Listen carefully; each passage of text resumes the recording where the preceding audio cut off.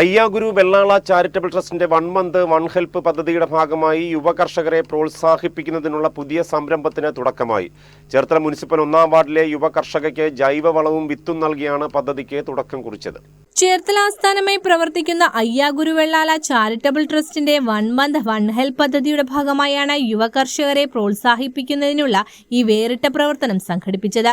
Cherthala municipal 1-ാം വാർഡിലെ കുന്നേവേളി ശരണ്യ കണ്ണന് ജൈവവളവും വിത്തുകളും നൽകിക്കൊണ്ട് പി പ്രസാദ് MLA പദ്ധതിയുടെ ഉദ്ഘാടനം നിർവഹിച്ചു.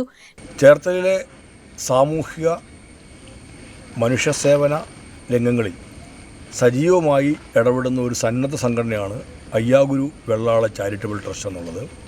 നിരവധിയായ ജീവകാരുണ്യ പ്രവർത്തനങ്ങൾ ഈ ചാരിറ്റബിൾ ട്രസ്റ്റിൻ്റെ നേതൃത്വത്തിൽ നടത്തിയിട്ടുണ്ട്. അതിൽ പങ്കാളിയാവാൻ എനിക്കും ഒരു അവസരം ലഭിച്ചിട്ടുണ്ട് എന്നുള്ളതുകൊണ്ടാണ് അയ്യാഗുരു വെള്ളാള ചാരിറ്റബിൾ ട്രസ്റ്റിനെ കുറിച്ച് ഞാൻ അത്രയും പറഞ്ഞത്. കാർഷിക മേഖലയുമായി ബന്ധപ്പെട്ടിട്ട് കൃഷിക്ക് ആവശ്യമായ സഹായങ്ങൾ ചെയ്തു കൊടുക്കാൻ ആ സംഘടന ഇപ്പോൾ നടത്തുന്ന ഇടപെടൽ അങ്ങേയറ്റം അഭിനന്ദനാർഹമാണ്.